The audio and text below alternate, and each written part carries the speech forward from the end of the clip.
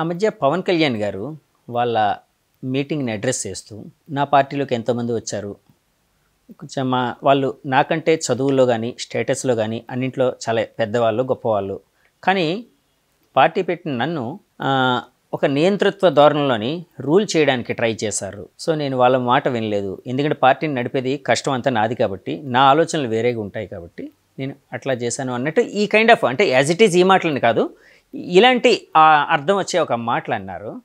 అప్పట్లో కొన్ని వినిపించేయండి. ఆ మాటలు అన్నది పవన్ కళ్యాణ్ గారు, ఆ మాటలు అన్నది జేడీ లక్ష్మీనారాయణ గారి కోసం అని అనుకున్నారు. కానీ అది ఆయన అడగాలి, ఎవరి గురించి అడిగారు అన్నారు. ఎందుకంటే పార్టీని చాలామంది వీడిపోయారు, మరి ఎవరి గురించి మాట్లాడారో మనకు తెలియదు. సో ఆయన క్లారిటీ ఇవ్వగలరు దాని విషయం.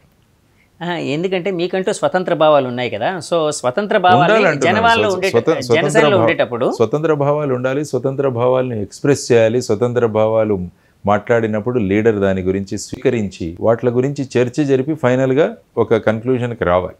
అదే ప్రజాస్వామ్యం కదా. అవునండి, ప్రజాస్వామ్యం బయట అనుకుంటున్నాం, కానీ పార్టీల్లో కూడా ప్రజాస్వామ్యం ఉండాలి. అందుకనే నీకు ముందు చెప్పాను మీకు, పార్టీలలో ప్రజాస్వామ్యం ఉన్నప్పుడే మనం ప్రజాస్వామ్యాన్ని పరిరక్షించగలము అన్నది. సో మీ పార్టీని ఏ విధంగా బిల్డ్ చేద్దాం అనుకుంటున్నారు సార్? అంటే ఎలాంటి ప్రణాళికలు ఉన్నాయి మీ దగ్గర? మా ప్రణాళికలు ముఖ్యంగా build is my manifesto is our foundation మా మేనిఫెస్టో. ఈ ఫౌండేషన్ మీద పార్టీ నిర్మాణం అవుతుంది. ప్రజల్లోకి తీసుకువెళుతున్నాం దీని గురించి, గ్రామాల్లో ప్రజలకు దీని గురించి సందేశం ఇస్తున్నాం. జై భారత్ నేషనల్ పార్టీ ఈ విధంగా ఆలోచిస్తుంది, రైతులకు ఈ విధంగా చేస్తుంది, విద్యా విధానంలో ఈ విధమైన మార్పులు, ఆరోగ్యంలో ఈ విధమైన మార్పులు, టూరిజంలో ఈ విధమైన మార్పులు, ఇవన్నీ కూడా తీసుకువెళ్ళి ప్రజలు తెలియజేస్తాం. ఇవి మీరిచ్చిన సలహాలే. సో దీని మీద ఆధారపడుతూ మనం ముందుకెళ్దాం. ఎప్పుడైతే ప్రజలు కన్విన్స్ అవుతారో మా మేనిఫెస్టో చూసి, అప్పుడు ఆటోమేటిక్గా పార్టీ బిల్డ్ అవుతుంది. రోజు చాలామంది వస్తున్నారు పార్టీలో జాయిన్ అవ్వడానికి, సభ్యత్వం తీసుకోవడానికి, ప్రత్యక్షంగా వస్తున్నారు. ఆన్లైన్లో మా వెబ్సైట్లో కూడా జాయిన్ అవుతున్నారు. మా కార్యకర్తలు, జిల్లా కన్వీనర్లు, వీళ్ళు కూడా పార్టీ ఆశయాలను ప్రజల్లోకి తీసుకువెళుతున్నారు. సో వీటన్నిటి ఆధారం ద్వారా పార్టీ క్రమక్రమంగా ప్రజల్లోకి వెళుతోంది, పార్టీ బలోపేతం అవుతుంది.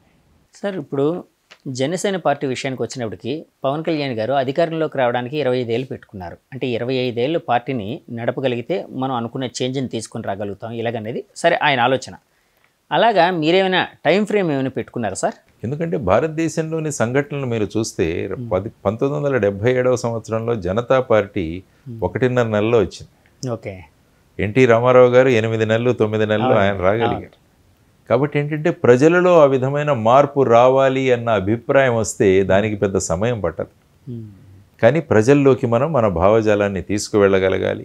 ప్రస్తుతం ఉన్న రాజకీయ పరిస్థితులలో ఏ విధంగా ముందుకు కొనసాగాలన్న ఒక ప్రణాళికతో కనుక మనం ముందుకు వెళ్ళగలిగితే సమయం పెద్ద విషయం కాదని నేను అనుకుంటాను. కానీ ఎంత సమయం పట్టినా కూడా దీన్ని ప్రజల్లోకి తీసుకువెళ్ళాలన్న సంకల్పంతో మేము ముందుకు వెళ్ళాం. ఓవర్ నైట్ పెద్ద రిజల్ట్స్ రావు మనకు, కానీ మనం కాన్ఫిడెంట్గా ఉంటే, ఆత్మవిశ్వాసంతో ఉంటే, మన విజన్ క్లియర్గా ఉంటే, మన గమ్యం స్పష్టంగా కనపడుతుంటే మార్గం సులభతరం అవుతుంది. ఓకే, కాబట్టి ఆ మార్గాన్ని సులభతరం చేసుకుంటూ ముందుకు వెళుతుందా ప్రజలు నిర్ణయిస్తారు. ఫైనలీ ప్రజాస్వామ్యంలో ప్రజలు నిర్ణయిస్తారు మన ఆలోచనలు కరెక్టా కాదా, ఆ పార్టీకి మేము ఓటు వేయాలేదా, ఆ చైతన్యాన్ని తీసుకొచ్చే బాధ్యత పొలిటికల్ పార్టీస్. సార్ మన ఆంధ్రప్రదేశ్ విషయానికి వచ్చినప్పటికి, మన తెలుగు రాజకీయాల విషయానికి వచ్చినప్పటికి జేతో స్టార్ట్ అయ్యే పేర్లు అనగానే జగన్ గారు, జేడీ గారు, జేపీ గారు ఇలాగా. సో జేపీ గారు కూడా అంటే మీరు ఆయన కాంటెంపరీగా, ఆయన ఐఏఎస్గా, మీరు ఐపీఎస్గా ఒక మీదంటూ ఒక ముద్ర వేశారు. అలాగే సొసైటీ మీద కూడా మీ ముద్ర అనేది బలంగా ఉంది.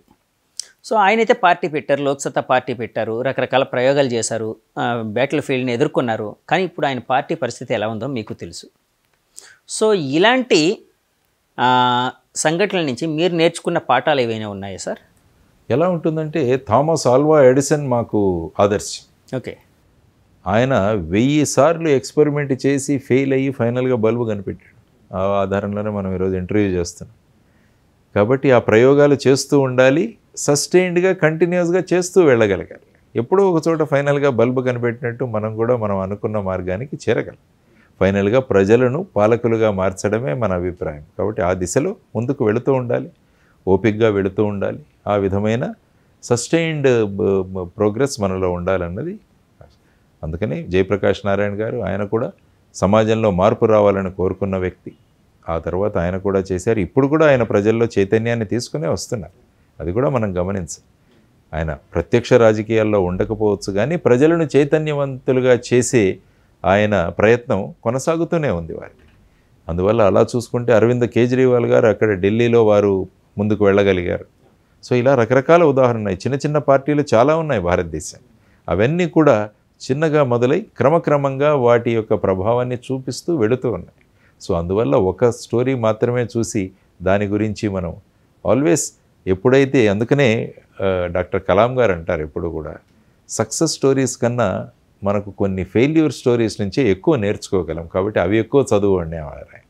కాబట్టి ఇది ఫెయిల్యూర్ స్టోరీ కాదు జయప్రకాష్ నారాయణ, ఒక మార్పు తేవడానికి తీసుకొచ్చింది. కానీ ఎలక్టోరల్ పాలిటిక్స్లో దాన్ని ఫెయిల్యూర్ అనే అంటారు మీరు. కానీ నా హృదయంలో మేమనుకునేది ఏంటంటే it is not at all a failure, it's a great success. అవునండి, నిజం. ఎస్, చైతన్యవంతంగా సమాజాన్ని తయారు చేయడంలో ఆయన చూపించిన బాట it is wonderful, no doubt about it. Sir, ఇప్పుడు పార్టీ పెట్టిన తర్వాత అంటే ఎంతోమందితో మీరు మాట్లాడుతున్నారు, అట్లాగే జేపీ గారు లాంటి వాళ్ళతో ఏమైనా మాట్లాడడం జరిగిందా సార్? జయప్రకాష్ నారాయణ గారిని నేను కలిశాను, చెప్పాను. ఆయన అన్నారు సాహసం చేస్తున్నావు అన్నారు, అయినా ముందుకు వెళ్ళు అన్నారు. ఆయన మీ మార్గదర్శనం కావాలి సార్, మీ ఆశీర్వాదాలు కావాలని వారిని కలిసి వచ్చాను. ఎస్, ఆయనతో నేను టచ్లో ఉంటాను. ఓకే. మేనిఫెస్టో విషయాలు కూడా ఆయనతో మాట్లాడాను. వారి మార్గదర్శనం ఎప్పుడు ఉంటుంది మనకి. ఓకే సార్, జేపీ గారు జేడీ గారు ఇద్దరు కలిసి పనిచేసిన అంటే ప్రభుత్వంలో సందర్భాలు ఏమైనా ఉన్నాయా సార్? నేను మహారాష్ట్రలో పనిచేశాను. తర్వాత నేను ఇక్కడికి వచ్చాను. ఆ పాటికే జేపీ గారు తను వాలంటరీ రిటైర్మెంట్ తీసుకొని వారు లోక్సత్తా సంస్థ, ఆ తర్వాత దాన్ని పొలిటికల్ సంస్థగా మార్చి వారు చేసి నేను ఇక్కడికి వచ్చినప్పుడు అంతకుముందు కూడా వారి గురించి వినేవాడిని. నేను వచ్చినప్పుడు 2006వ సంవత్సరంలో నేను వచ్చాను ఈ రాష్ట్రానికి 7 సంవత్సరాలు పనిచేయడానికి. ఆ సమయంలో వారిని చూసేవాడిని, వారిని అభిమానించేవాడిని, వారి ప్రయత్నాలను మెచ్చుకుంటూ ఉండేవాడిని. ప్రత్యక్షంగా కూడా వారిని కలిసేవాడిని, కలిసి మాట్లాడేవాడిని. కాబట్టి ఆ స్ఫూర్తిని నేను పొందుతున్నాను, ప్రస్తుతం కూడా పొందుతుంటాను డెఫినెట్గా. సార్, ఇప్పుడు చిన్న పార్టీలు సస్టైన్ అవ్వడం అనేది అంటే ముఖ్యంగా వర్గ రాజకీయాలు, లేకపోతే కుల రాజకీయాలు, మత రాజకీయాలు ఇలాంటివన్నీ ఆ విధంగా ఉంటే పార్టీలు సస్టైన్, అంటే ఆ బలం ఉంటే, అంటే నా ఉద్దేశం అన్నీ అలా ఉన్నాయని కాదు, బలం ఉండడం వల్ల సస్టైన్ అవుతూ ఉన్నాయి. కానీ ఒక నేషనల్ పార్టీలు అంటే వాటికంటూ ఒక రకమైన గ్రౌండ్ ఇది ఉంటుంది, వాళ్ళ క్యాడర్ ఉంటుంది కాబట్టి.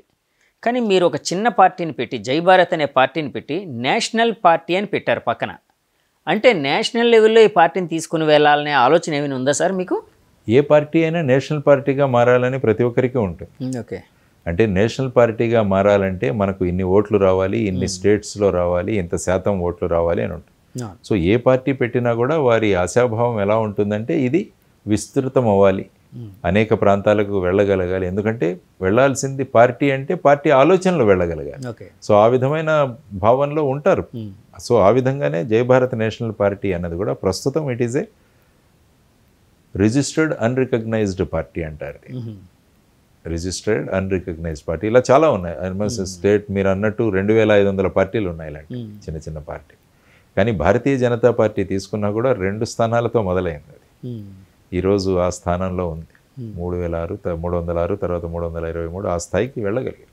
సో సస్టైన్డ్గా వెళ్ళగలగాలి, ప్రజల్లో మన భావాలను తీసుకువెళ్ళగలగాలి, ఓపిక ఉండాలి, ఓపికతో ముందుకు వెళ్ళాలి. సో ఇవన్నీ కూడా మనం వారి ప్రయాణం నుంచి నేర్చుకున్న అంశాలు. ఇవన్నీ చదివి స్టడీ చేసిన తర్వాతనే ఆ మార్గం ఎన్నుకోవడం జరిగింది. సార్, మీరు ఇందాక ఆప్ కోసం చెప్పారు, ఆప్ పార్టీ కోసం, కేజ్రీవాల్ గారి పార్టీ కోసం. కానీ ఇప్పుడు ఆప్ పార్టీలో ఎంతోమంది అంటే కొన్ని స్కాములు జరిగాయని వాళ్ళ మీద రకరకాల సిబిఐ కేసులు, ఈడీ కేసులు ఇలాంటివి రకరకాల పరిస్థితులు వచ్చాయి. సో మీరు ఏదైతే ఒక పార్టీని అంటే ఒక నమూనాగా తీసుకుంటున్నారో, అంటే ఇది ఒక పొలిటికల్ జర్నీలో మీరు అన్నట్టు ఒక బ్యూరోక్రాట్ వచ్చి పార్టీని పెట్టి ముందుకు తీసుకెళ్లే సందర్భంలో మీరు మాట్లాడారు. ఓకే. సో ఆ సందర్భంలో మీరు జయప్రకాష్ నారాయణ గారి పార్టీ ఒకటే మాట్లాడారు, నేను ఆ సందర్భంలో ఆప్ గురించి మాట్లాడాను. తప్పు ఎవరైనా చేస్తే మటుకు ఇట్ ఈస్ వాళ్ళు ఖచ్చితంగా ఒక చర్యలు తీసుకోవాలి. మరి ఎందుకు సంస్థలు ఉండడం? ఏదైనా స్కాములు జరిగినప్పుడు కానీ, ఏవైనా కేసులు జరిగినప్పుడు కానీ ఆ సంస్థలు ఇన్వెస్టిగేట్ చేసి కోర్టుల దగ్గరికి తీసుకువెళ్ళాలి. కోర్టులు రేపు వాటిలో ఉన్న సత్యాసత్యాలను పరిశీలించి ముందుకు తీసుకువెళ్ళాలి. ఇది ఒక ప్రాసెస్. జస్ట్ నేను ఆ పార్టీ ప్రయాణం గురించి మాట్లాడాను కానీ ఆ పార్టీలో జరుగుతున్న ఈ విధి విధానాలు ఏవైతే ఉన్నాయో వాటి గురించి చర్యలు కొనసాగుతూనే ఉన్నాయి.